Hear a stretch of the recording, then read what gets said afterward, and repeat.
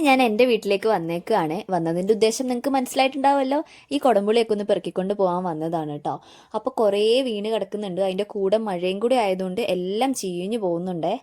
ഈ ബക്കറ്റിന്റെ കോലം കണ്ടിട്ട് നിങ്ങൾ ആരും ഞെട്ടണ്ട. കാരണം ഇത് പുളി പെറുക്കാൻ വേണ്ടി മാത്രം വെച്ചേക്കുന്ന ബക്കറ്റാണ്. എല്ലാ പാത്രത്തിലും നമ്മൾ പെറുക്കിയിട്ടുണ്ടെങ്കിൽ അതിന്റെ കറ പറ്റിക്കഴിഞ്ഞാൽ പിന്നെ പോവില്ല കേട്ടോ. അപ്പൊ ഇതാണ് മരം. എൻ്റെ കൈയെത്താ ദൂരത്തൊക്കെ ഇങ്ങനെ നിറച്ച് പഴുത്ത് നിൽക്കുന്നുണ്ട്. പഴുത്തതും പച്ചയൊക്കെ ഉണ്ട് കേട്ടോ.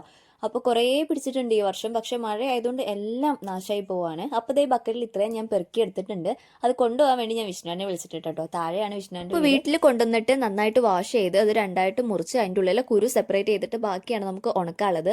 ഓൾമോസ്റ്റ് എല്ലാവർക്കും അറിയുന്ന കാര്യമായിരിക്കും. അപ്പോൾ ഈ കുരു കഴിക്കാൻ നല്ല ടേസ്റ്റാണ്. ഓവർ കഴിച്ചാൽ വയറിന് പണിയും കിട്ടും. അപ്പോൾ വീട്ടിലെ പഴയ കോഴിക്കൂട്ടിലാണ് കേട്ടോ ഇത് ഉണക്കുന്നത്. മുകളിലൊരു തട്ട് വെച്ചിട്ട് അടിയിൽ തൊണ്ടിട്ട് പുകച്ചു കൊടുക്കും. അങ്ങനെയാണ് ഉണക്കുന്നത്. കുറച്ച് ഞങ്ങൾ ഉണക്കി എടുത്തിട്ടുണ്ട്. പക്ഷേ അത് മഴ ആയതുകൊണ്ട് നന്നായിട്ട് ഉണങ്ങിയിട്ടില്ല. ഇനി നന്നായിട്ട് വെയിൽ കൊള്ളിച്ച് ഉണക്കി എടുക്കണം കേട്ടോ.